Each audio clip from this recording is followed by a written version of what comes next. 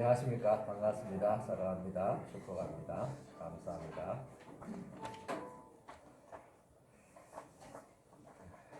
날씨가 또 추워지고 있지만은 또 여러분들 열정과 또 믿음을 보니까 또 가슴이 뜨거워지는 것 같습니다. 오늘도 귀한 또 행사를 앞두고 또 우리의 마음을 같이 함께 할 수 있는 귀한 또 시간들이 될 수 있기를 바랍니다. 교회 소식 전해드리겠습니다. 오늘 오후 4시에 본당에서 우리 임직식 및 은퇴식을 하도록 하겠습니다. 지금 뭐 거리 조정이라든가 여러 가지 또 코로나 확산세 때문에 우리가 큰 행사를 앞두고 좀 조심스럽습니다. 그래서 우리 성도님들도 많이 기도해 주시고 또 협력해 주시기 바랍니다. 될 수 있으면 가족들 꼭 또 참석해야 될 분들은 또 참석하시되 또 그 외 분들은 오늘 이 시간을 통해서 축하해 주시고 또 격려해 주시면 또 감사하겠습니다.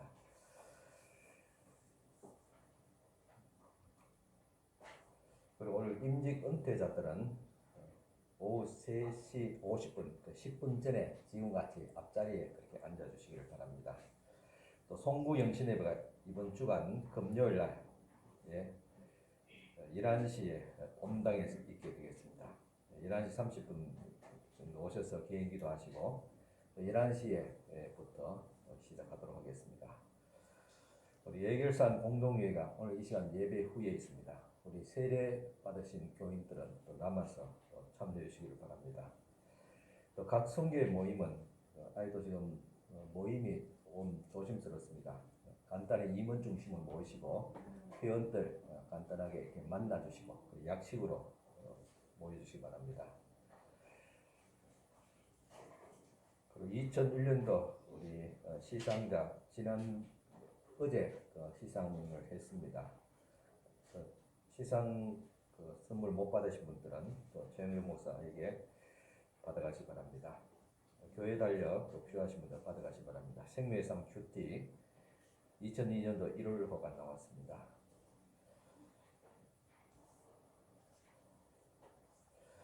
우리 임직 은퇴식 우리 오해하지만은 우리 성도님들은 오늘 오전 예배 오후 예배를 통해서 미리 나가 드리려고 합니다. 우리 임직자 은퇴자 선물을 각 가정당 한 개씩 그렇게 받아가시기를 바랍니다. 예비 후에 드리겠습니다.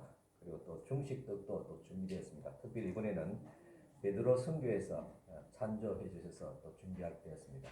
감사드립니다. 2022년도 교인 수정할 부분이 있으면 구역장이나 또 부목사님 앞으로 알려주시기를 바랍니다.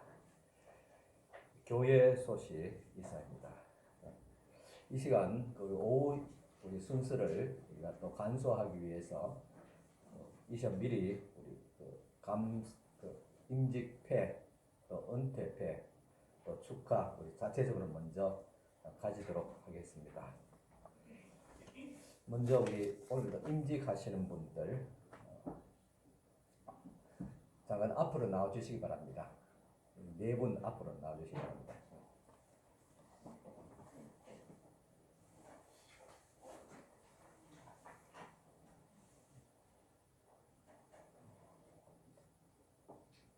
네, 요 앞자리로 나오십시오.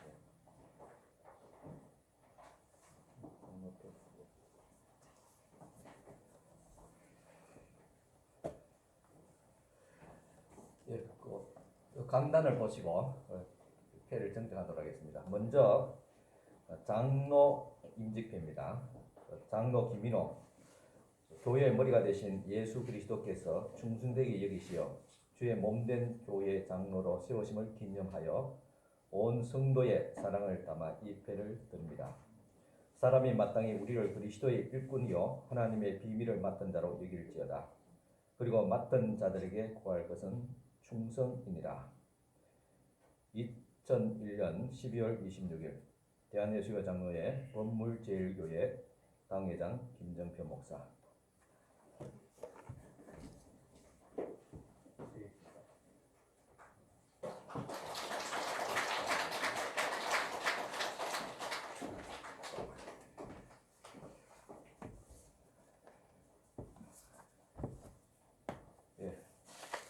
장로회 장로 최재명 미리 새겨져 있습니다. 이 시간 그 내용은 동일합니다.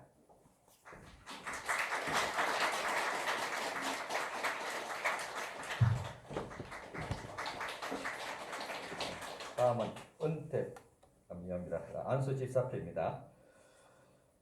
안수집사 임직배 안수집사 김광우 교회의 머리가 되신 예수 그리스도께서 충성되게 여기어 주의 몸된 교회의 안수집사로 세우심을 기념하여 온 교회에 또 성도의 사랑을 담아 입회를 드립니다. 범물제일교회 김정표 목사.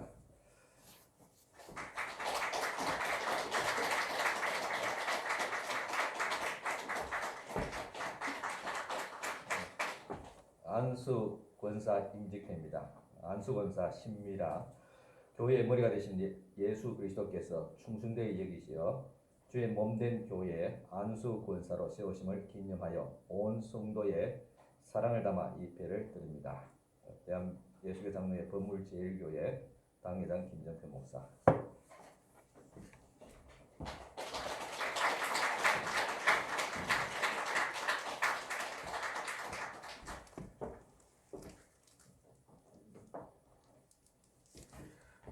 그리고 교회에서 회와 더불어서 우리 또 기념품 성경 그것도 가죽입니다.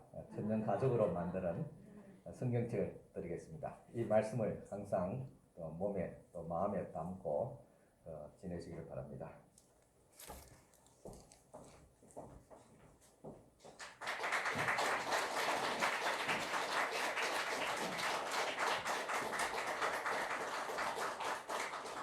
뒤로 돌아서서 우리 승동이가 함께 인사 나누겠습니다. 차렷 인사.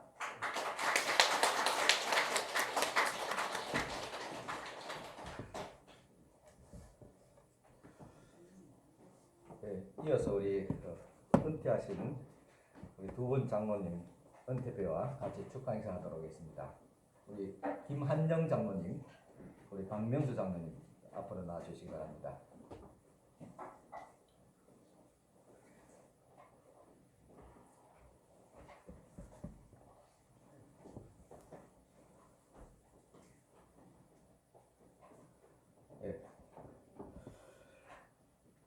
장로 은퇴패 범물제일교회 김한영 장로. 이 사람은 2004년 11월 28일에 범물제일교회 장로로 장립한 후 16년간 쉬무하시다가 2020년 12월 27일 금년에 은퇴하시게 되어 그동안 열과 정성을 다하여 교회 발전을 위하여 기여하신 공로가 지대하므로 은퇴를 기념하여 그 높은 뜻을 이 패에 새겨드립니다. 잘하였도다 착하고 충성된 종아, 내가 적은 일에 충성하였으며 내가 많은 것을 내게 맡기리니 내 주인의 즐거움에 참여할지어다. 2020년 10월 13일 대한예수교 장로회 대구 동남노예 노회장 윤대호. 우리 장로 은퇴패는 노예서 그렇게 수여하게 되겠습니다.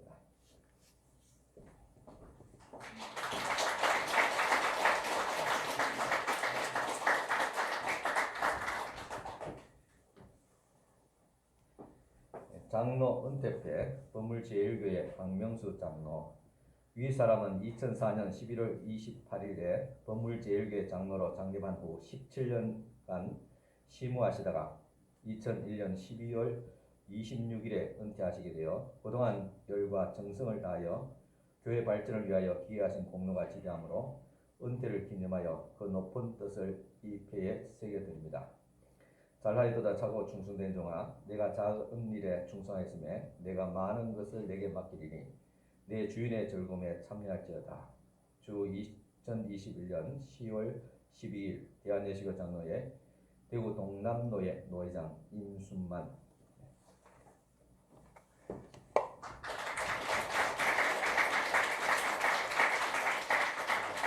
뒤로 돌아서서 성을 인사드리겠습니다. 인사. 그리고 우리 소감 이야기하기 먼저 김한영 장로님, 우리 꽃다발 전달하겠습니다. 꽃다발 우리 오늘 이제 장로 임직하게 될 두 분이 전달했습니다. 그리고 네, 또 교회에서 우리 은퇴하신 우리 두 분에게 좀 금일봉을 좀 준비했습니다. 그동안 수고하신 노고에 다 보답되지 못하지만은 또 교회 또한 마음과 또 정성을 담아서 전해드리겠습니다.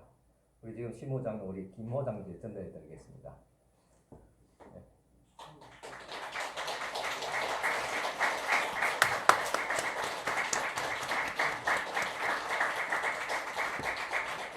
네, 이제 우리 소감 먼저 우리 김한종장님 먼저 해주시고 이어서 우리 박명장님 소감 해주시고 저 위에 강단 올라가시고 마이크 사이단 서십니다.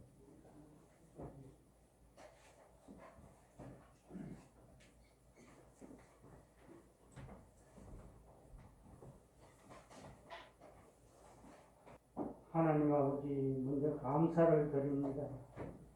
이 어리석고 부족하고 저에게 하나님 만날 수 있도록 도와주시고 교회에 나올 수 있도록 인도하신 은혜 감사합니다. 하나님 아버지 우리 건물제일교회 교원의 성도님 권성님들과 함께 신앙생활 할 수 있도록 주님 인도하신 은혜에 감사를 드립니다. 또 우리 전도사님, 우리 목사님 만나 설교 말씀을 듣고 늘 신앙생활 할 수 있도록 인도하여 주신 은혜에 감사를 드립니다. 하나님 감사합니다.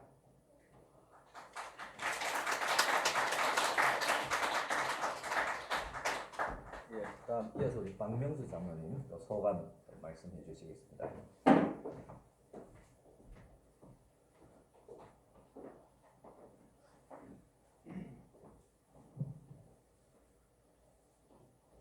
예, 우리 성도 여러분 감사합니다.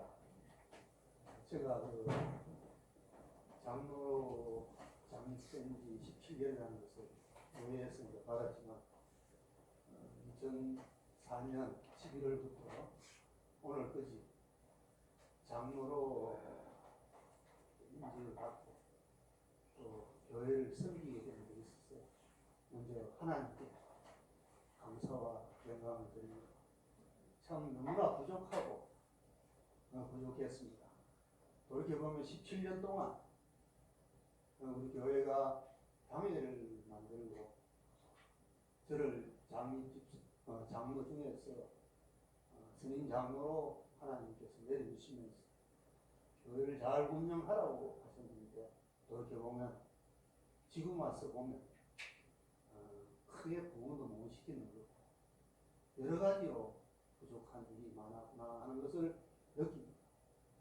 그러나 하나님께서 또 목사님과 성도를 섬기는 데 있어 늘 마음을 쓰도록 해주신 그 은혜는 감사를 드리고 또 성도 여러분과 목사님께 저는 감사를 생각합니다. 가장 중요한 것은 내가 늘 생각하는 것은 교회가 어떻게 하든지 하나님께 영광 드리는 교회로 적지만 강한 교회로 그래가는 데 모든 힘을 쏟았으면 하는 일이었습니다.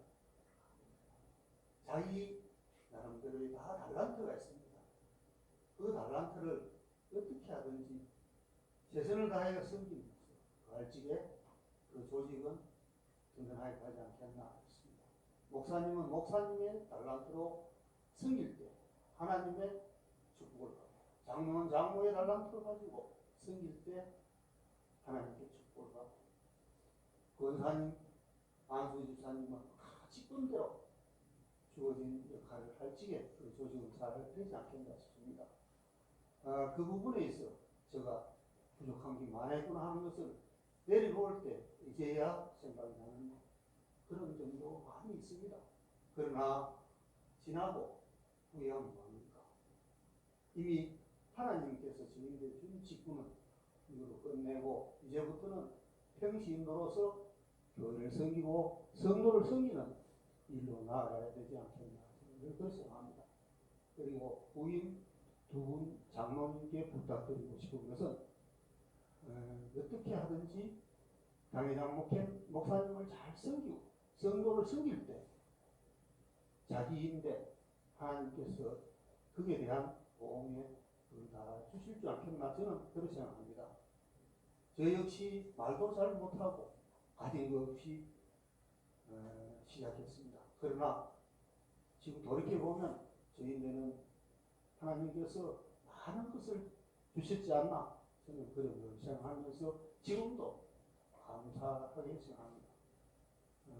마지막에 건강이 좀 의했습니다만 하나님께서 끝까지 마칠 수 있도록 또 주신 그 은혜에도 감사드립니다. 다시 한번 우리 당회장 목사님과 또 우리 부목사님, 전도사님, 두 분 전도사님 그리고 성도 여러분들께 저를 위해서 많은 사랑을 주신 거기에 감사를 드리고 이제부터 남은 내 생을 건물제일교회를 위해서 평신도로 열심히 섬기겠습니다. 감사합니다. 감사합니다. 참 두 분 있는 상황에서 최선을 다해서 몸된 교회를 땅위를 담임 목사를 잘 참 섬기고 협력을 또 해주셨습니다. 이제 직분이 다르지 사실 하나님 앞에 섬기는 것은 주님 앞에 갈 때까지 그렇게 기한이 없습니다. 방금 말씀하신 대로 직분은 달랐지만은 주님 앞에 또 중심된 일꾼으로 또 새로운 그런 또 섬김이 또 이어질 수 있기를 바랍니다. 또 우리 후배 또 장로님들에게는 또 든든한 또 그늘이 되어주시고 또 후광이 또 되어주시면 또 감사하겠습니다. 두 분 우리 장로님 수고 많았습니다. 우리 또 미리 같이 박수로 다시 한 번 더 감사와 공헌을 하겠습니다. 감사합니다.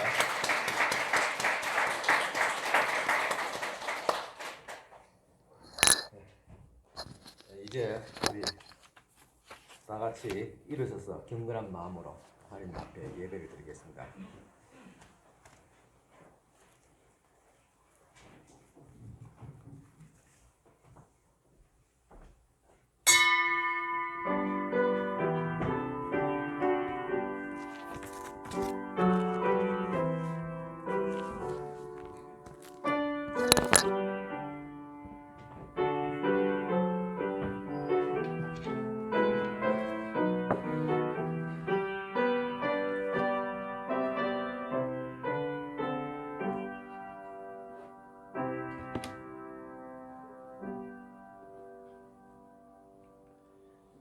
소금이 좋은 것이나 소금이 많을 그 맛을 잃으면 무엇으로 짜게 하리요?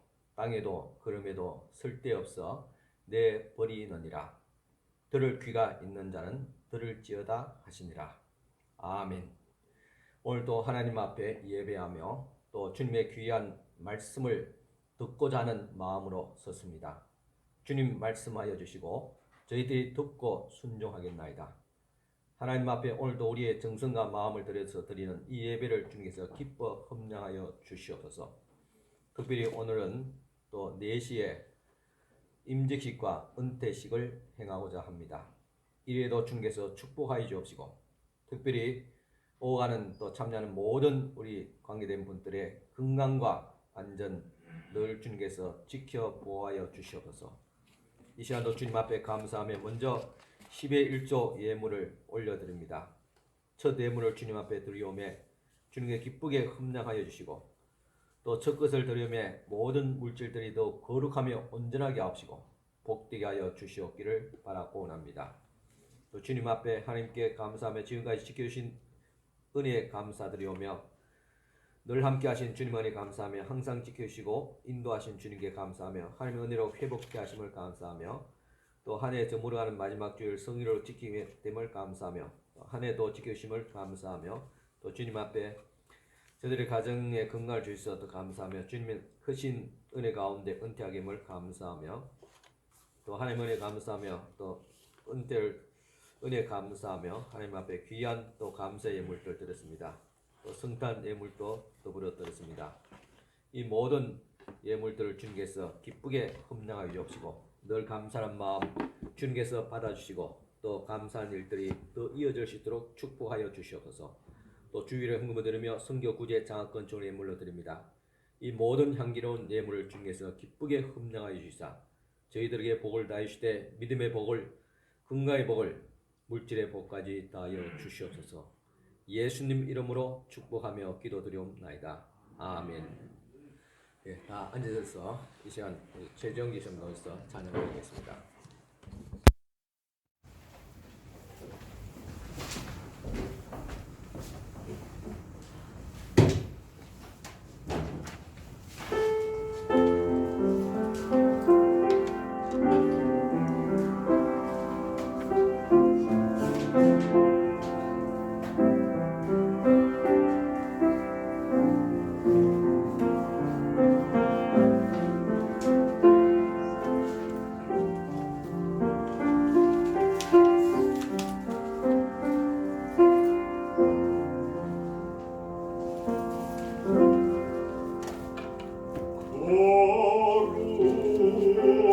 거룩하신 하나님 주께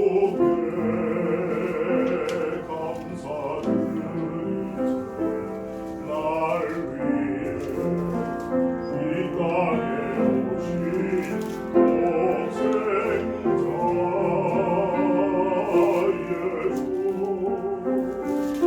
나의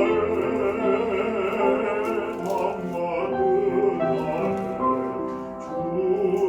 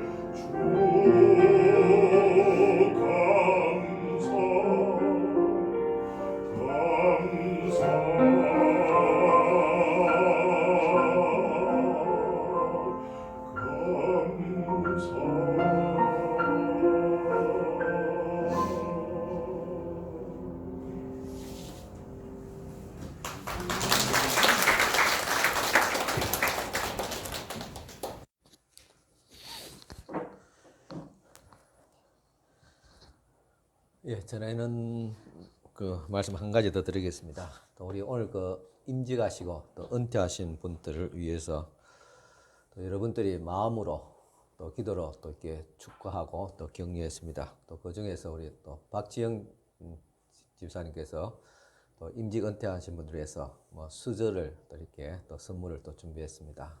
그리고 오늘 임직시에 또 참여하는 동석의 또 석근대 목사님께서 또 손수 집필하신 또 책 한 권씩 이렇게 또 준비했습니다.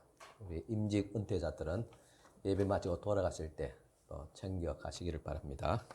감사드립니다. 이 시간 주신 하나님의 말씀 봉독해 드리겠습니다. 말씀은 누가복음 14장 15절에서 24절까지 말씀 되겠습니다. 누가복음 14장 15절부터 24절까지 봉독해 드리겠습니다. 함께 먹는 사람 중에 하나가 이 말을 듣고 이르되 무릇 하나님의 나라에서 떡을 먹는 자는 복되도다 하니 이르시되 어떤 사람이 큰 잔치를 베풀고 많은 사람을 청하였더니 잔치할 시각에 그 청하였던 자들에게 종을 보내어 이르되 오소서 모든 것이 준비되었나이다 하매 다 일치하게 사용하여 한 사람은 이르되 나는 밭을 샀음에 아무래도 나가 보아야 하겠으니 청컨대 나를 양해하도록 하라 하고 또 한 사람은 이르되 나는 소 5겨리를 샀음에 시험하러 가니 청컨대 나를 양해하도록 하라 하고 또 한 사람은 이르되 나는 장가 들었으니 그러므로 가지 못하겠노라 하는지라. 종이 돌아와 주인에게 그대로 고하니 이에 집주인이 노하여 그 종에게 이르되 빨리 시내의 거리와 골목으로 나가서 가난한 자들과 몸 불편한 자들과 명인들과 저는 자들을 데려오라 하니라. 종이 이르되 주인이여 명하신 대로 하였으되 아직도 자리가 있나이다. 주인이 종에게 이르되 길과 산울타리로 가로 나가서 사람을 강권하여 데려다가 내 집을 채우라. 내가 너희에게 말하노니 전에 청하였던 그 사람들은 하나도 내 잔치를 맛보지 못하리라 하였다 하시니라. 아멘. 여러분 안녕하셨습니까? 예, 한 해도 벌써 저무는 마지막 또 주일 예배를 드리게 되었습니다. 참 한 해 마지막 주일이 있듯이 세상에도 마지막 끝날이 있게 될 것입니다. 그래서 오늘도 지난주에 이어서 마지막 때를 준비하는 천국 비유의 말씀을 드리고자 합니다. 누가복음 13장 22절에 예수께서 각 성 각 마을로 다니사 가르치시며 예루살렘으로 여행하시더니, 여기서 예수께서 여행하셨다고 말씀하는데 예수님의 공생의 마지막 6개월의 여행입니다. 예수님은 예루살렘으로 곧장 올라가신 것이 아니라 베레아 지방을 오며 가시다가 예루살렘으로 가셨습니다. 예수님의 최종 목적지는 예루살렘이었습니다. 이 마지막 6개월은 예수님의 사역을 마무리하는 중요한 시기고 이때 주신 말씀은 또 중요한 말씀입니다. 예수님은 이때 수많은 천국 비유의 말씀을 쏟아내었습니다. 주님은 비유로 감춰진 것을 드러내고 우리에게는 쉽게 천국을 이해하도록 그렇게 비유하시고 또 이어서 설명을 해 주었습니다. 천국은 우리가 경험해 보지 못했고 본 적도 없습니다. 그래서 마치 천국이라는 이런 비유의 말씀으로 그렇게 설명할 수밖에 없었습니다. 먼저 큰 잔치의 비유입니다. 이 큰 잔치의 비유에서 천국에 들어갈 자격을 갖춘 자가 누구인지를 설명하고 있습니다. 이제 우리 다 같이 함께 보면서 말씀을 드리고자 합니다. 이 비유의 말씀을 같이 함께 보고 또 제가 설명하고 그렇게 말씀드리겠습니다. 누가복음 14장 16절에서 20절입니다. 이르시되 어떤 사람이 큰 잔치를 베풀고 많은 사람을 청하였더니 잔치 시각에 그 청하였던 자들에게 종을 보내어 이르되 오소서 모든 것이 준비되었나이다 하매 다 일치하게 사용하되 한 사람은 이르되 나는 밭을 샀음에 아무래도 나가 보아야 하겠으니 청컨대 나를 양해하도록 하라 하고 또 한 사람은 이르되 나는 소 5겨리를 샀음에 시험하러 가니 청컨대 나를 양해하도록 하라 하고 또 한 사람은 이르되 나는 장가 들었으니 그러므로 가지 못하겠노라 하는지라. 여기에 잔치에 초대받은 사람은 세 종류의 사람입니다. 여기서 잔치라는 것은 물론 천국 잔치를 의미합니다. 그런데 이 세 종류의 사람, 한 사람은 밭을 사서 못 가게 되었다고 말하고, 또 한 사람은 소를 샀기 때문에 그것을 시험하느라고 못 가겠고, 또 한 사람은 장가 들었기 때문에 못 간다고 사용했습니다. 잔치에 참여하지 못하는 이유는 다양하지만 한 가지는 같습니다. 주인의 베푸는 잔치가 그들의 삶의 우선순위에 없었다는 사실입니다. 그들은 모두가 자기 것을 우선했습니다. 주인의 초청보다는 내 것을 더 중히 여겼던 것입니다. 밭을 사러 간 사람은 이 밭은 오늘 산 밭이 아니라 이미 사놓은 밭입니다. 그것을 꼭 잔치날에 보지 않더라도 이 밭을 보러 나간다고 그렇게 말합니다.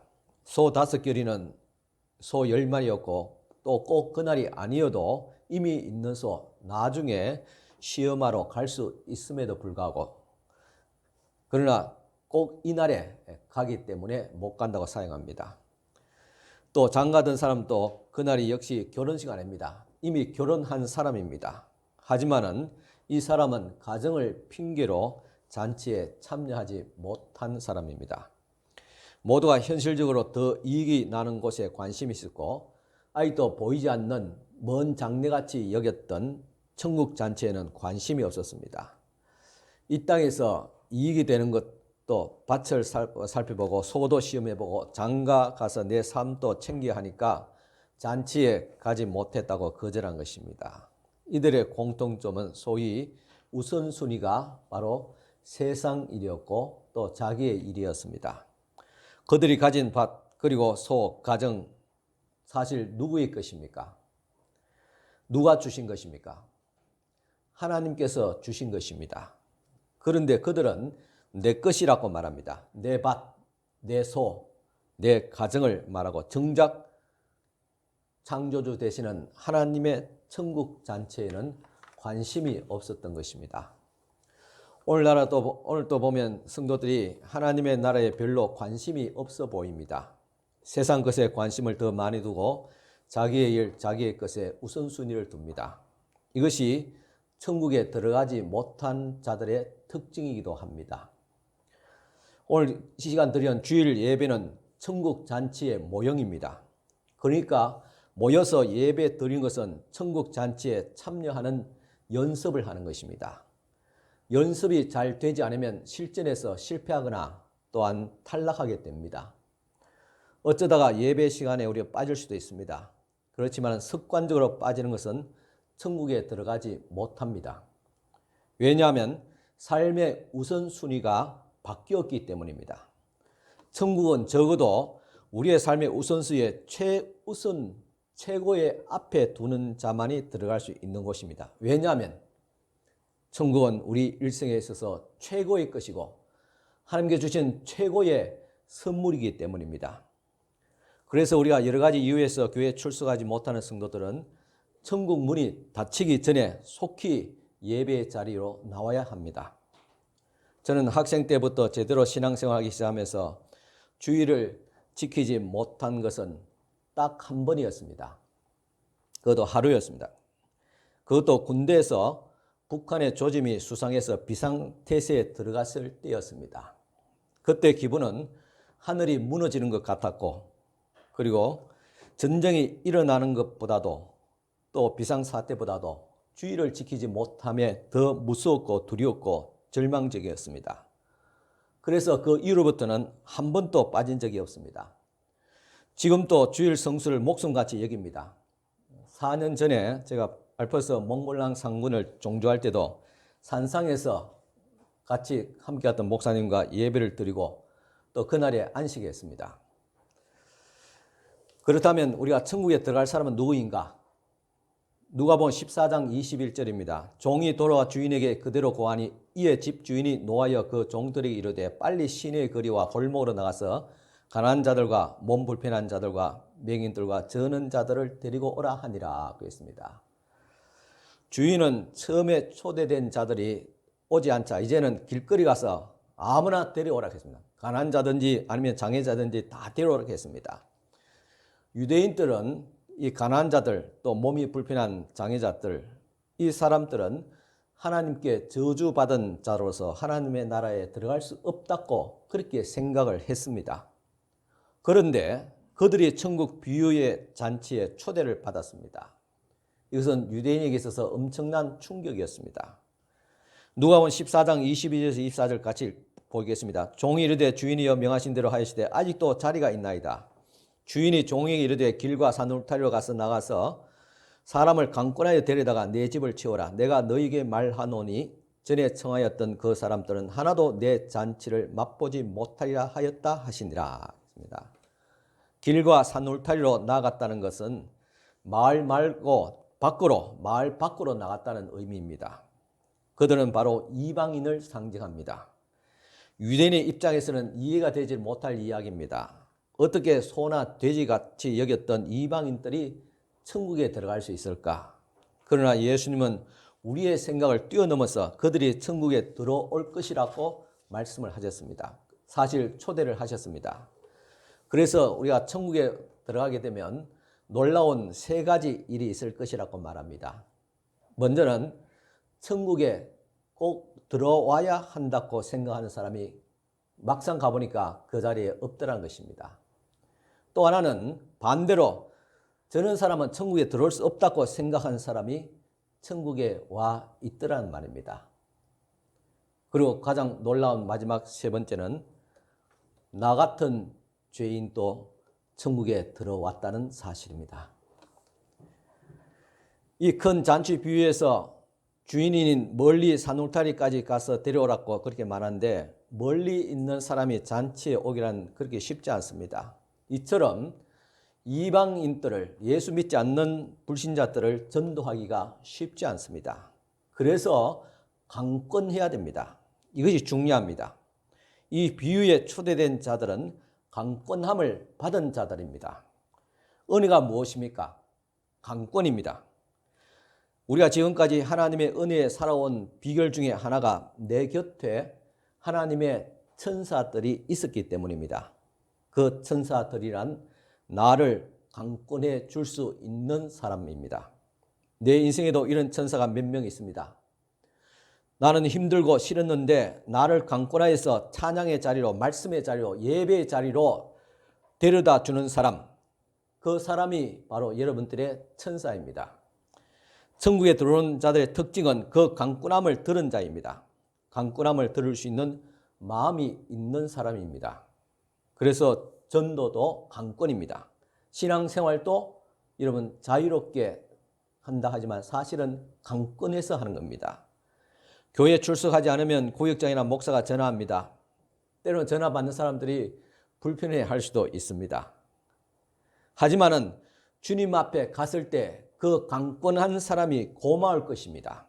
그때 강권했던 사람이 없었다면 과연 천국에 들어올 수 있을까라고 생각하게 될 것입니다. 유대인처럼 나는 자격이 있어, 나는 이 정도면 충분하다고 생각하는 사람들은 오히려 자격이 없습니다. 세상 것에 마음에 우선순위를 둔 사람도 천국에 들어갈 자격이 없습니다. 천국 잔치에 들어가는 것은 세상의 조건에 있지 않습니다. 그가 가난하든 장애자든 멀리 있던 사람은 이방인든 상관이 없습니다. 오로지 이 잔치에 우선순위를 둔 사람, 이 잔치에 마음이 없지만은 그러나 강권해서 억지로라도 온 사람, 이 잔치를 향하여 삶의 방향을 둔 사람입니다. 그런데 어떤 사람들은 지긋지긋하게 말을 잘 듣지 않습니다. 강권해도 듣지 않습니다. 우리에게 주어진 것이 무엇인지 모르기 때문입니다. 영적으로 상황을 분별하지 못하기 때문입니다. 그야말로 들을 귀가 없고 그리고 보는 눈이 없는 눈먼 자입니다. 그래서 오늘 본문 말씀이 있는 누가복음 14장 마지막 절의 말씀이 이렇게 말하고 있습니다. 14장 35절 들을 귀가 있는 자는 들을지어다. 망하는 자의 특징이 있습니다. 지겹게 말을 듣지 않습니다. 그것을 보고 미련하다고 말합니다. 그 미련함을 보고 목이 곧은 백성이다, 강파하다는 표현을 쓰기도 합니다. 천국을 향한 시작은 바로 강권함을 듣는 데부터 시작하게 됩니다. 다음은 망대 비유와 전쟁의 비유가 이어지고 있습니다. 여기서 예수님은 천국을 바라보고 사는 제자의 삶을 이야기하고 있습니다. 같이 보시겠습니다. 누가복음 14장 25절 27절입니다. 수많은 무리가 함께 갈새 예수께서 돌이키사 이르시되 무릇 내게 오는 자가 자기 부모와 처자와 형제와 자매와 더욱이 자기 목숨까지 미워하지 아니하면 능히 내 제자가 되지 못하고 누구든지 자기 십자가를 지고 나를 따르지 않는 자도 능히 내 제자가 되지 못하리라. 여러분, 참 부담이 되는 말씀이지요, 그죠? 우리가 지금 예수님을 따르는 상황이라고 상상해보고 25절 말씀을 보십시오. 큰 잔치 비유의 말씀을 끝내고 수많은 사람들이 예수님을 뒤따라가고 있는데 예수께서 벼랑간 멈춰서서 뒤로 돌아서서 말씀하신 것입니다. 그때 사람들이 깜짝 놀랐을 것입니다. 그것은 그만큼 주님께서 마음에 담고 있는 이야기를 하신 것입니다. 여기서 예수께서 강조하신 것은 자기 부모와 처자와 형제 자매를 귀히 여기는 자는 예수님의 제자가 될 수 없고 또 예수님을 따를 수 없다는 말씀이 되겠습니다. 누가복음 14장 28절에서 32절 말씀 같이 또 보시겠습니다. 너희 중에 누가 망대를 세우고자 할 텐데 자기의 가진 것이 준공하기까지에 족할는지 먼저 앉아 그 비용을 계산하지 아니하겠느냐. 그렇게 아니하여 그 기초만 쌓고 능히 이루지 못하면 보는 자가 다 비웃어 이르되 이 사람이 공사를 시작하고 능히 이루지 못하였다 하리라. 또 어떤 임금이 다른 임금과 싸우러 갈 때 먼저 앉아 1만 명으로서 저 2만 명을 거느리고 오는 자를 대적할 수 있을까 헤아리지 아니하겠느냐. 만일 못할 터이면 그가 아직 멀리 있을 때 사신을 보내어 화친을 청할지니라. 왜 주님께서 이 비유의 말씀하시면서 망대와 전쟁의 비유를 하셨을까요? 상관이 없는 것 같지만 상관이 있는 말씀입니다. 이 망대 비유와 전쟁 비유는 사실 같은 이야기입니다. 망대 비유는 망대를 건설하고자 하면 그 비용을 계산하고 시작하라는 것입니다. 즉 견적을 뽑고 할 만하면 하라는 말입니다. 또 전쟁 비유 역시 마찬가지로 따져봐야 됩니다. 전쟁하기 위해서 아군의 군사력과 적군의 군사력을 비교해 봐야 됩니다. 성산이 없다면 미리 전쟁을 피하는 것이 좋습니다. 그래서 이 망대의 비유와 또한 이 전쟁의 비유의 말씀은 제자의 도를 향하고 있습니다. 제자의 도 첫 번째는 부모와 가족을 미워하라 했습니다. 참 인간의 가장 삶에서 근본적이 되고 가장 가까운 이 관계가 되는 가족을 미워하라고 합니다. 성경에 분명히 내 부모를 공경하라고 말씀하는데 그런데 가끔 부모를 버리고 처자를 버리고 형제를 버리라고 하신 이 예수님의 말씀이 도무지 이해가 되지 않습니다. 그런데 생각해 보십시오. 이 말씀이 정말 버리란 말인가? 진짜 하나님께서 부모 자식을 다 버리고 주님을 따르라는 말인가? 물론 실제로 있기에 따른 사람들이 있습니다. 그렇지만 보편적으로 우리 모든 사람들에게 해당되는 말일까? 저에게도 두 자식이 있습니다. 하나는 카페하지만 요즘같이 불경기에 전전긍긍합니다. 하나는 졸업은 했지만 취직 준비하느라고 아직도 부모에게 기식하고 있습니다. 둘 다 아직 결혼하지 않았습니다. 그래서 짐이 됩니다. 그리고 양쪽 부모도 이제까지 목회하는데 별로 도움이 되지 않았습니다. 이런 가운데서 누가복음 14장 26절에 무릇 내게 오는 자가 자기 부모와 처자와 형제 자매를 미워하지 아니하면 능히 내 제자가 되지 못하리라는 이 말씀이 여러분들에게는 어려울지 모르겠지만 저에게는 너무나도 쉬울 것 같습니다. 아예 기대를 하지 않았으니까요. 그러면서 하나님 이 세상에 기대할 것이 없습니다. 오직 주님만 의지합니다라는 그런 간절한 기도가 드려지게 됩니다. 제자의 도를 따르는 자는 모든 주권이 하나님께 있음을 인정합니다. 부모도 형제도 주님이 주신 것이기에 내 것이 아니라 주님의 것입니다. 그래서 부모를 사랑하지 않는다는 것이 아니라 하나님의 것을 우선한다는 것이 바로 이 제자의 도의 정신입니다. 이런 마음의 자세를 가지고 주님을 따르고 천국에 준비하라는 것입니다. 지금까지 우리는 세상의 것에 대한 준비를 많이 해왔습니다. 자식을 키우고 또 학생들은 대학에 들어가려고 준비하고 취업을 준비하고 결혼을 준비하며 그렇게 살았습니다. 또 예인을 만날 때도 그에게 서로 참 맞추려고 양보하고 노력하며 했습니다. 그런데 하나님의 나라는 계산하지도 않고 준비하지도 않았습니다. 망대를 건축할 때 현재 내 실력으로 내가 가진 것으로 완공할 수 있는가? 그것을 우리가 계산해 보지 않았습니다. 전쟁을 하려면 성산이 있는지 따져봐야 됩니다. 부모나 가족을 내 힘과 능력으로 과연 끝까지 책임질 수 있는가? 돈으로 코로나19를 막을 수 있는가? 또 코로나19보다 더 치명적인 전염병이 온다면 어떻게 막겠는가? 계산해 봐야 됩니다. 생각하라는 것입니다. 완성할 수 없다면, 내가 문제를 해결할 수 없다면 더 준비하고 도움을 요청해야 됩니다. 전쟁에 있어도 성산이 없다면 사절을 보내서 화친을 맺어야 됩니다. 이처럼 천국에 들어가려고 한다면 생각을 해야 됩니다. 계산을 해야 됩니다. 준비를 해야 됩니다. 무엇보다도 제자의 도를 준비해야 됩니다. 제자의 길은 세상 것으로 준비하는 것이 아닙니다. 천국에 가는 백성의 길은 마찬가지로 세상의 것으로 준비하는 것이 아닙니다. 그러면 무엇을 어떻게 준비하라는 말입니까? 누가복음 14장 33절 말씀입니다. 같이 보시겠습니다. 이와 같이 너희 중에 누구든지 자기의 모든 소유를 버리지 아니하면 능히 내 제자가 되지 못하리라. 제자의 또 두 번째, 바로 자기의 소유를 버리란 말입니다. 우리가 생각하기는 천국에 들어가려면 무엇이든지 많이 가져야 된다 생각합니다. 믿음도 가져야 되고 충성도 가져야 되고 거룩함도 가져야 되고 능력도 가져야 된다고 그렇게 생각합니다. 오늘도 우리 임직을 이제 준비하고 있는 우리 좀 성도 여러분들도 또 이제 항종절 받으면 내가 뭔가 갖춰야지, 교인이 모범을 돼야지, 또 뭔가 또 헌신을 해야지, 그런 부담이 있을 수 있습니다. 하지만은 그런 것보다 더 중요한 것은 내 가진 것을 내려놓는 것이 더 중요합니다. 세상의 것은 또 전쟁을 준비하는 것이고 망대를 짓기 전에 살피는 것이라고 말합니다. 하지만은 의외로 천국에 들어가려고 하기 위해서는 자신의 것을 내려놓고 버려야 됩니다.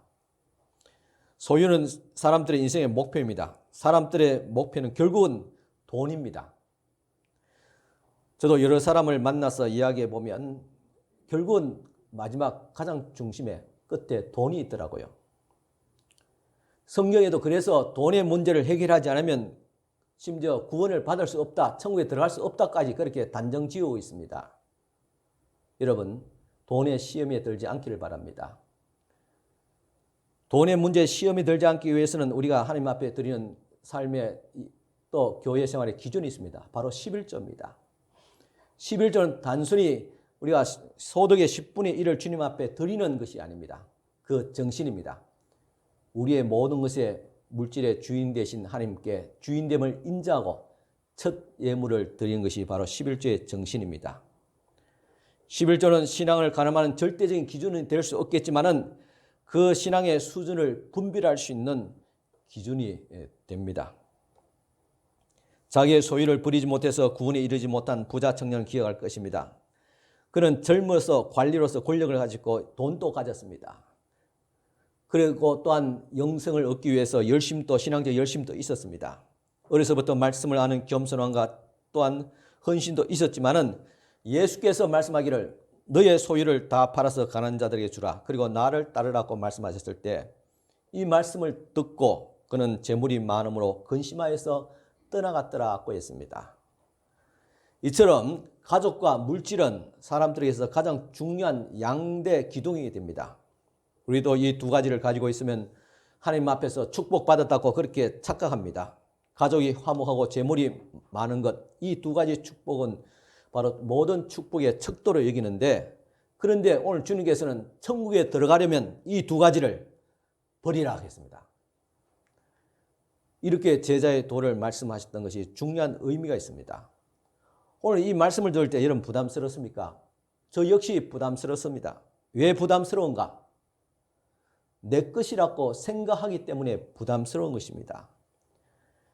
여러분, 남이 나에게 맡긴 것 가지고 남에게 주라 하면 부담스러울까요? 부담스러울까요? 부담스럽지 않습니다.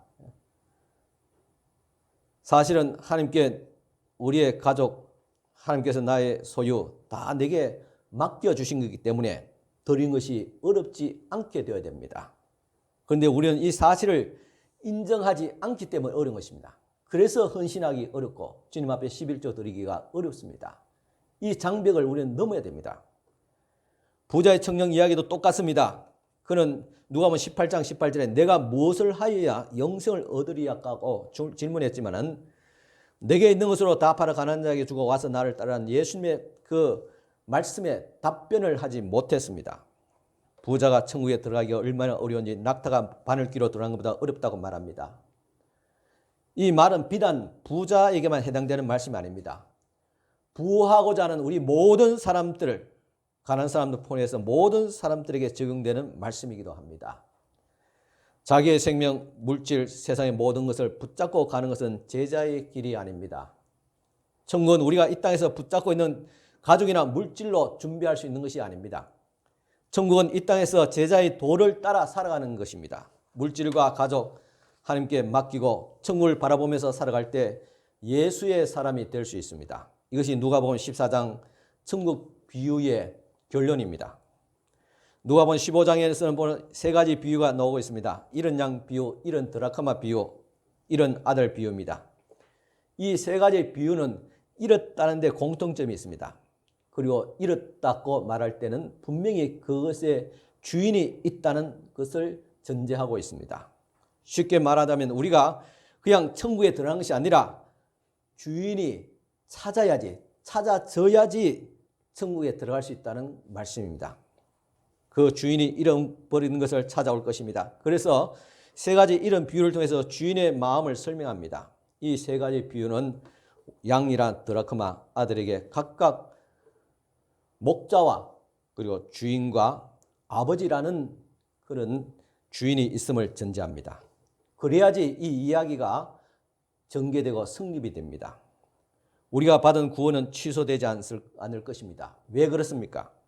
우리가 하나님의 아들이기 때문에, 딸이기 때문에 그렇습니다. 탕자가 불효자이기도 해도 종은 아닙니다. 자녀라는 이 사실을 바꿀 수 없습니다. 하나님은 우리를 사랑합니다. 하나님은 우리의 죄를 해결하기 위해서 예수 그리스도를 이 땅에 보내셨습니다. 뿐만 아니라 예수님이 십자가에 못 박혀 죽었습니다. 왜 하나님께서 이토록 우리를 사랑하셨을까? 모르겠습니까? 아무리 못난 자식이라도 부모는 자식을 죽을 때까지 책임지려고 합니다. 모든 것을 더 주고 또 있는 것도 더 주고 싶은 것이 부모의 마음입니다. 제가 아는 어느 교회 목사님의 사모님은 은퇴한 후에도 일을 하려고 한다고 합니다. 그래서 지금부터 영양보호사 또 간병사 또 자격증을 준비한다고 그래요. 그래서 제가 보기에는 그분이 또 총회연금도 있고 또 자식들이 보살핌 받으면 또 노후에 사는 것이 별로 어려울 것 같지 않는데 왜 굳이 어렵게 힘들게 일을 하려고 하냐고 물었더니 자식에게 더 해주고 싶어서 그렇다는 겁니다. 저의 기준에서는 이해가 되지 않습니다.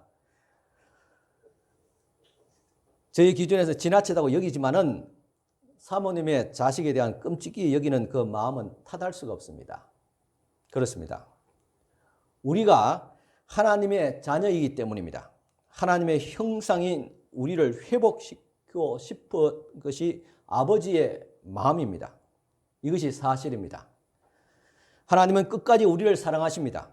이런 기준에서 천국에 어떻게 들어갈 수 있느냐를 바라보게 됩니다.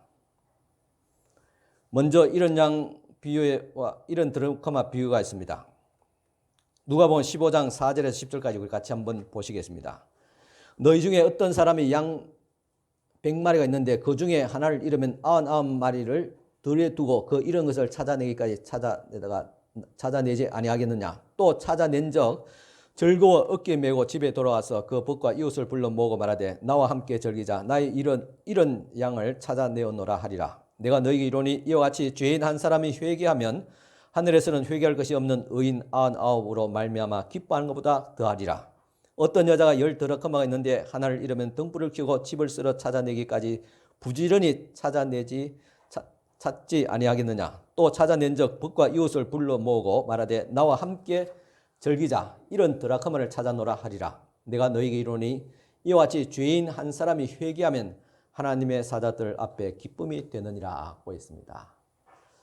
자, 여기서 이런 양의 비유와 이런 드라크마의 비유를 통해서 우리는 주인이 이런 것에 대해서 어떤 마음을 가지고 어떤 마음으로 찾는지를 우리가 살펴봐야 됩니다. 이런 양 비유를 이야기할 때 어떤 사람은 한 마리 이런 양을 찾기 위해서 나머지 99마리 양을 어떻게 했느냐, 왜 방치했느냐 그렇게 묻기도 합니다. 그런데 이 비유에는 그것을 말하려는 것이 아닙니다. 이 비유의 중심을 보아야 됩니다. 목자는 이런 한 마리 양을 찾아다닌다. 왜 이 양을 찾아냈을까요? 이런 드라크마 비유에 나오는 드라크마는 화폐 단위로 로마의 데나리온과 같습니다. 한 데나리온은 노동자의 하루 일당입니다. 그래서 이 비유에는 10드라크마는 한 세트입니다. 한 소위 말해서 금년 단위 한 100만 원 정도 되는 단위입니다. 이것은 신랑이 신부에게 청혼하면서 주는 특별한 예물입니다. 따라서 단순히 한 개의 드라크마를 잃은 것이 아니라 한 세트에서 한 개를 빠져버린 것입니다. 그래서 신부는 이런 것을 찾으려고 애씁니다. 등불을 켜고 온 집을 썰면서 열심히 찾습니다. 그런데 이 비유의 이야기에서 우리가 이해하기 어려운 부분이 나옵니다. 이런 양을 한 마리 양을 찾았고 이런 드라크마를 찾았습니다. 그러자 벗과 이웃을 불러 모으고 나와 함께 즐기자 했습니다. 결과가 어떨까요? 배보다도 배꼽이 더 크게 되었습니다. 내가 잃어버린 것은 약 한 10만 원 되는데 그것을 찾아서 친구가 벗을 다 모아놓고 밥 먹이면 얼마 나올까요? 몇 배나 더 나오겠지요. 그렇다면 찾은 것이 이득이 될까요? 아니지요. 양 한 마리를 찾아서 온 동네 사람을 다 모아서 잔치를 벌였다면 적어도 양 몇 마리를 더 잡아야 되는 잔치가 되지 않습니까? 안 찾은 것이 더 이득이 되지 않습니까? 이렇듯 이 비유에서 손해가 되는데도 잔치를 베푼다는 것은 무슨 의미일까요? 이렇다가 찾은 것이 돈으로 환산할 수 없는 가치가 있는 것입니다. 이런 양 한 마리를 돈으로 따져서 찾는 편이 더 낫습니까? 나을 수도 있습니다. 그렇지만은 꼭 그렇게 찾아야 한다면 단순히 참 이런 양의 또 드라크마에 찾았을 때 비용되는 그 지출되는 것을 생각할 때 그것은 의미가 없습니다. 손해가 됩니다. 하지만은 그래도 이런 한 마리 양 그리고 한 드라크마를 찾아놓고 애썼다는 것은 단순히 한 마리의 양 그리고 한 드라크마가 아니라 돈으로 환산할 수 없는 가치가 있기 때문입니다. 여러분 어떤 사람이 낡은 시계가 참 물론 비싸지 않지만은 또 시간도 잘 맞지 않지만은 부모가 남긴 유품이라면 그것을 잃어버렸을 때 찾기 위해서 애쓰지 않겠습니까? 그것은 물건의 가치가 아니라 바로 마음의 가치인 것입니다. 이런 양을 찾는 목자의 마음, 신랑이 준 정표가 되는 드라크마를 찾는 신부의 간절한 마음은 계산이 되지 않는 가치가 있기 때문에 이런 것을 찾은 뒤에 크게 잔치를 베풀 수 있었던 것입니다. 혹시 여러분들이 하나님께서 나를 기억하실까? 참 나의 존재가 과연 그렇게 중요하고 소중할까? 그렇게 스스로 자신을 그렇게 비하하는 그런 사람도 있겠지요. 그런데 여러분, 하나님이 이 땅에 예수님을 보내셨다는 것입니다. 예수님을 십자가에 못 박는 한이 있어도 하나님께서는 나라는 우리 한 사람의 존재 가치가 있다는 것을 설명하기 위해서 지금 한 마리의 이런 양, 한 개의 드라크마의 비유를 말씀하는 것입니다. 많은 것이 아니라 바로 하나, 그 하나가 바로 오늘 여러분들이고 저입니다. 우리는 또한 나는 예수님과 맞바꾼 그런 가치가 의미가 있는 존재입니다. 10절에 죄인 하나가 회개하고 돌아온 것은 하나님 앞에서 그 가치가 다릅니다. 그렇기 때문에 우리의 가치를 올리기 바랍니다. 그렇다 해서 교만하거나 자만하는 말이 아닙니다. 자존심을, 자긍심을 가지고 살라는 뜻입니다. 오늘 마지막으로 이런 비유의 이야기가 있습니다. 이런 아들의 비유입니다. 이런 양과 이런 드라크마 비유보다도 더 깊은 의미가 있습니다. 뜻은 의미는 동일하지만 그 깊이가 더합니다. 같이 마지막으로 보시겠습니다. 누가복음 15장 11절에 13절입니다. 또 이르시되 어떤 사람에게 두 아들이 있는데 그 둘째가 아버지께 말하되 아버지여 재산 중에서 내게 돌을 분깃을 내게 주소서 하는지라. 아버지가 그 살림을 각각 나누어 주었더니 그 후 며칠이 안 되어 둘째 아들이 재물을 다 모아가지고 먼 날에 거기서 허랑방탕하여 그 재산을 낭비하더니. 이 둘째 아들은 참 기가 막히게 나쁜 놈입니다. 참 유산이라는 것은 아버지가 돌아가실 때 마지막으로 남기는 것인데, 살아 생전에 그 유산을 요구했다는 것은 아버지가 죽기를 기다렸다는 그런 심보입니다. 아들은 의지로 아버지 유산을 받아서 그것을 현물로 바꿨습니다. 그리고 아버지 집을 벗어나기 위해서 그 재물을 모았습니다. 우리식으로 말하면 이제 한국을 떠나서 다시는 돌아오지 않을 것이라는 그런 작정하면서 떠나가 버린 것입니다. 그리고 정말 다 잃어버린 탕자가 되었습니다. 그런데 아버지는 이 못된 아들을 기다리고 계셨다는 말입니다. 탕자는 세상에 나가서 진탕 고생을 해보니까 아버지가 종들을 어떻게 인자하게 대했는지를 생각하게 됩니다. 아버지에게 이제 차마 아들이라고 말 못해도 종으로 써줄 것을 아버지의 인격과 아량을 기대게 됩니다. 그러나 둘째 아들은 아버지를 그 정도밖에 모르는 자식이었습니다. 잘못한 아들을 품어주는 아버지라고 전혀 생각하지 못했습니다. 차라리 종이 되겠다, 아버지께 그렇게 찾아온 것입니다. 물론 이것은 자기를 낮추고 이제 회개와 겸손의 어떤 자세인 것은 참 좋습니다. 그렇지만은 그래도 아직도 진정 아버지의 마음을 모르고 있었던 것입니다. 집을 떠날 때도 아버지가 어떤 분인지 몰랐기 때문에 떠났고, 돌아올 때도 아버지가 어떻게 행동할 것인가를 모르고 돌아온 것입니다. 아버지는 아들로 복귀시키는 것이 중요했습니다. 아버지는 당장 제일 좋은 옷을 입히고 아들을 상징하는 반지를 끼워주고 신을 신기며 아들을 회복시켜 주었습니다. 이것이 바로 아버지의 마음입니다. 결국 천국은 이런 아버지와 같은 하나님의 마음에서 시작되게 됩니다. 우리는 왜 천국을 준비해야 할까요? 하나님께서는 우리를 어떤 마음으로 대하실까요? 저는 주님 앞에 마지막에 섰을 때 참 자랑스럽고 떳떳하기보다는 두려움이 있을 것이라 그렇게 생각합니다. 오늘 장로님께서도 두 분도 최선을 다하셨지만은 그래도 마치고 보니까 아직도 부족한 것이 많고 후회되는 부분들이 많았다고 그렇게 말씀하신 것처럼, 과연 우리 하나님 앞에 떳떳하게 설 자가 누가 있을까요? 두려움과 떨림으로 서게 될 것입니다. 이런 나를 어떻게 대우해 주실까 불안하기도 합니다. 하지만은 오늘 탕자의 아버지의 태도를 보시면 우리는 위로를 받고 안심을 하게 됩니다. 모든 것을 다 허랑방탕하고 버렸던 이 아들을 다시 아들로 회복시켜 주셨던 우리 아버지, 그분이 바로 천국에서 기다리는 하나님이시고 그런 마음으로 우리를 기다리고 계시다는 사실입니다. 우리는 잃어버린 양이었고 잃어버린 드라크마였고 잃어버린 자녀였습니다. 하나님은 잃어버린 우리를 어떻게 회복해서 우리가 하나님의 나라에 들어올 수 있도록 애쓰신가를 이 비유를 통해서 보여주고 있습니다. 양을 잃은 목자처럼, 드라크마를 잃어버렸던 신부처럼, 아들을 잃어버렸던 아버지의 마음으로 우리를 찾아오셨고 또한 간절히 기다리고 계십니다. 이런 하나님의 은혜 때문에 천국이 시작되었고 우리가 그 천국에 들어갈 가능성이 높아지고 그 길이 보이기 시작합니다. 그래서 예수님의 십자가도 시작되었고 우리가 은혜로 천국에 들어갈 기회도 허락되었습니다. 신앙의 길은 바로 이 하나님 아버지의 마음에서 시작되어야 됩니다.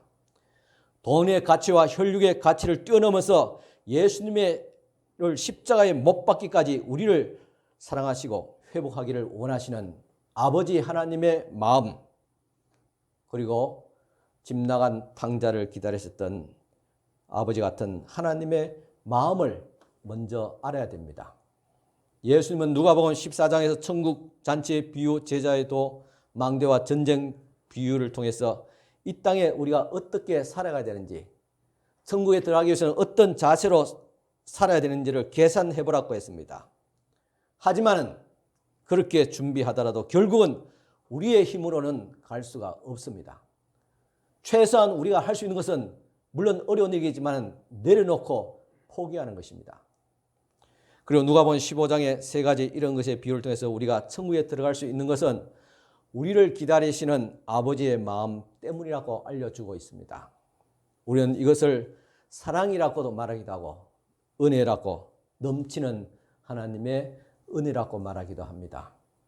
결국 천국에 들어간 것은 하나님의 은혜와 사랑으로 들어가게 됩니다. 이 은혜를 의지하고 주님 앞으로 가게 되는 것입니다. 하나님 감사합니다. 아멘. 아멘입니다. 기도드리겠습니다. 하나님 아버지, 진실로 감사를 드립니다. 나는 부족할지라도 나를 위해서 주님께서 주님의 날을 예비하여 주시고 기다리시는 우리 하나님의 그 넓으신 사랑, 말로 표현할 수 없는 하나님의 그 극진하신 사랑과 인자하심과 인내하심에 다시 한 번 더 감사와 영광을 올려드리옵나이다. 이 사실을 알았을진데 이제 겸손하게 주님 예수 공로 의지에서 주님 앞에 나아갈 수 있도록 인도하여 주시옵소서.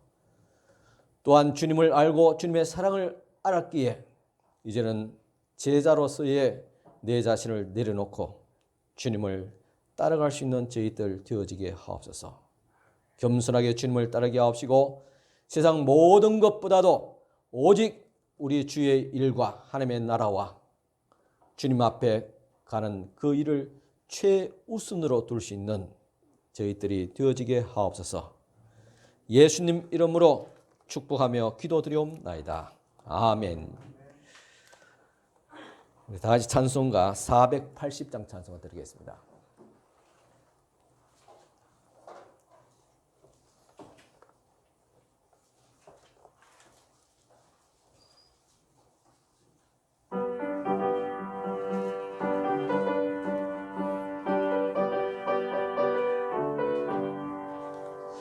천국에서 만나보자 그날 아침 거기서 순례자여 예비하라 늦어지지 않도록 만나보자 저기 배는 저 천국 문에서 만나보자 그날 아침 거문에서 만나자 너의 등불 밝혀 있나 기다린다 신랑이 천국 문에 이를 때에 그가 반겨 맞으리 만나보자 저기 전 천국 문에서 만나보자 그날 아침 거문에서 만나자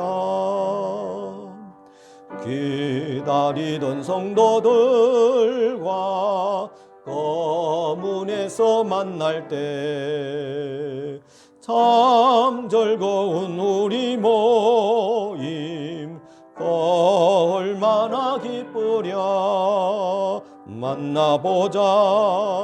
만나보자 저기 배는 저 천국 문에서 만나보자 그날 아침 거문에서 만나자. 아멘. 다 같이 일어서서 축복기도 받으시기 바랍니다. 지금은 우리 주 예수 그리스도의 은혜와 하나님의 크신 사랑과 성령님의 감화교통 충만하신 은총이 천국 그날 아침에 주님을 만나볼 희망과 또한 믿음을 가진 사랑하는 우리 모든 성도들 머리 위에 지금부터 영원토록 함께 있을지어다. 아멘.